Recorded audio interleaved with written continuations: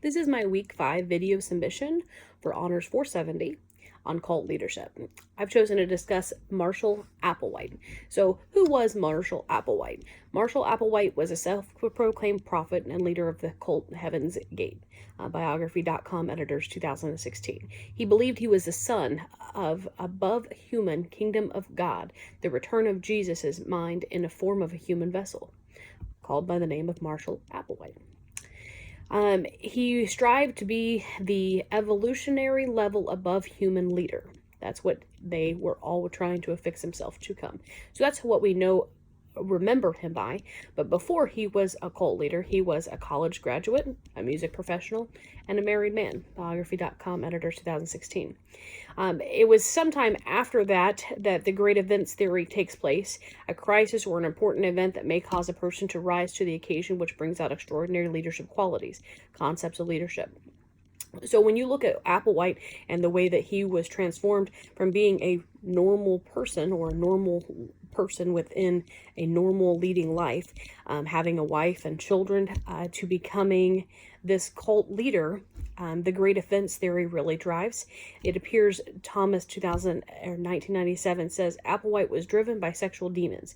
He got into a situation while being a college professor in which he was accused of having a homosexual relationship, which really started him down the path that he eventually took to form Heaven's Gate. So what was Heaven's Gate? Members of a cult who believed the human body was just a vehicle that ascended from this world, and that people had separate all of the human in themselves, including their earthly needs and desires. Biography.com editors 2016.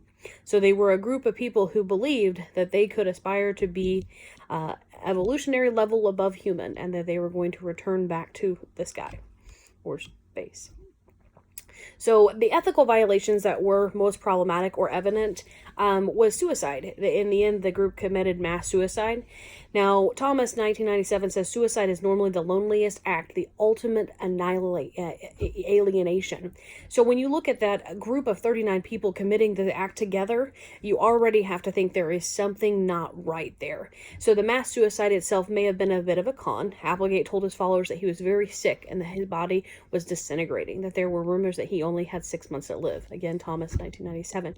So when you look at the problematic situation here, once his co-founder Nettles died of a human death here on Earth, and her body remained and didn't have anywhere else to go, he had to come up with a way that it was okay to leave and for them to see that.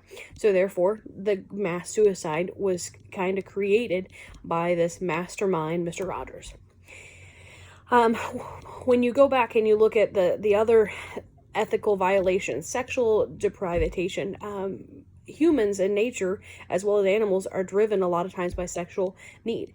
So a homosexual affair broke up his marriage. In that time and in that place, this homosexual affair would have alienated someone indeed. Thomas 1997.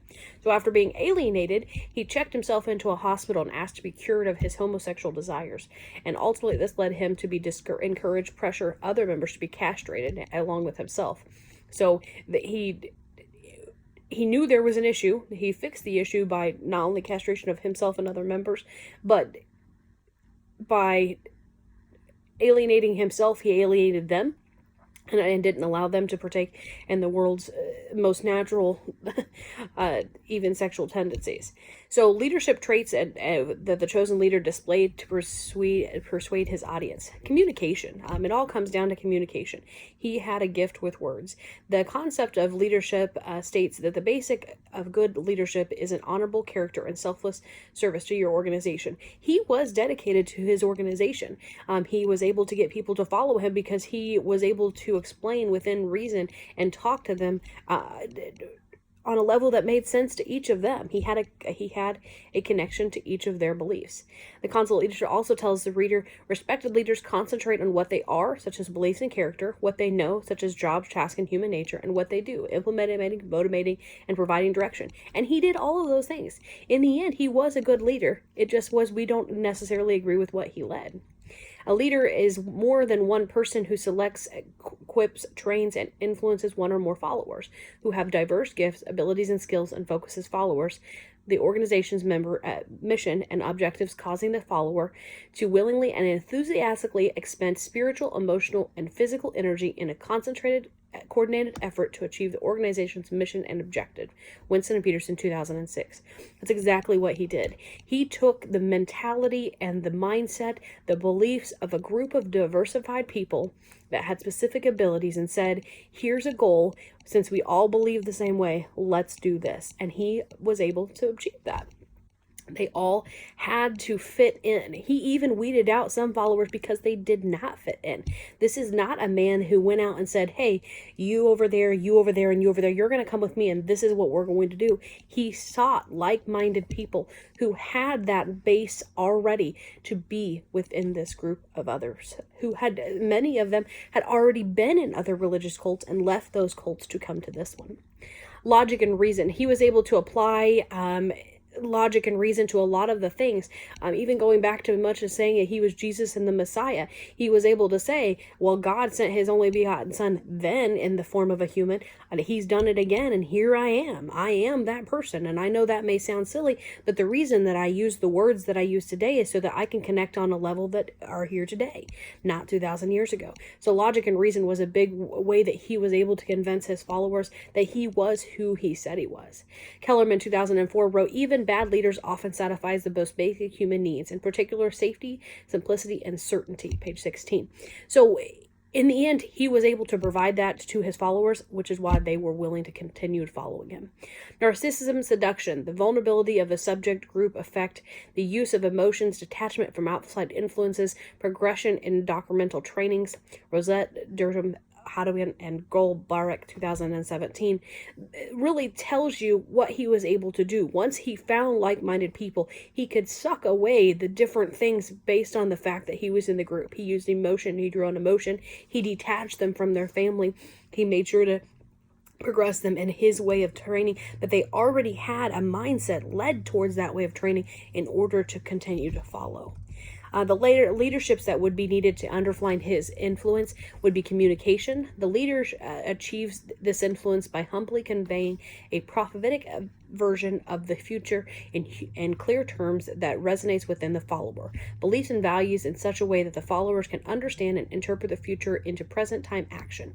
In this progress, the leader presents the prophetic vision in contrast to the present status of the organization, and through the use of critical thinking skills, insight, intuition, and use of both persuasive, rhetoric, and interpersonal communications, including both active listening, positive discourse, facilitates and draws forth the opinions and beliefs of the followers, such as the followers move through ambiguity towards clarity and understanding and shared insight that results in influencing the followers to see and accept the future state of this organization as a describable condition worth committing personal and corporate resources towards an achievement. Winston and Patterson, 2006. Now that was a long quote, and what one really resonates with what you would have to do. Once you have that mindset there, in order to connect with those people and change the way they believe, you would have to do all of those things. The leader itself must recognize the diversity of the followers and achieve unity of common values and directions without destroying the uniqueness of the person. Winston and Patterson, 2006. A lot of times he did take away all of those individualities, which is why he in the end had to end the cult. People were starting to doubt. They were starting to lose faith. They were starting to move away from his purpose. So we had to find an exit strategy because he had stripped them all of their individuality. By giving them their individuality, but showing that you share a common goal, you would be able to continue to pursue them out of one way of life and onto their own. Strategies to how to prevent another cult. Know the signs of bad leadership. Kellerman, 2004, explains that leadership is dynamic, and while it may be complicated and convoluted in its coherence, patterns repeat themselves and are not infinite in number of bad leaderships, as well as bad leadership will repeat. So just knowing the different signs of a bad leader and being able to pinpoint those and then starting to take action as soon as you see those types of leaderships. Education, studying formal cults, studying the human mind, knowing the psychological effects, and mental health in general will help us be able to prevent these things from going on in the future.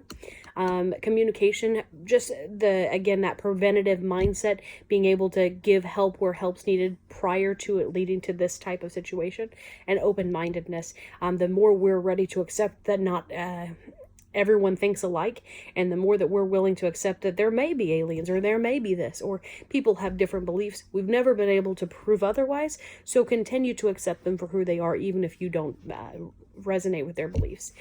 Concept of leadership says to be a professional, be honest and competent, responsible, know yourself, know your strengths and your weaknesses, have knowledge and skills, know human nature, know the needs and emotions, and how to respond. So I think if we do all of those things, we will be able to prevent future cults.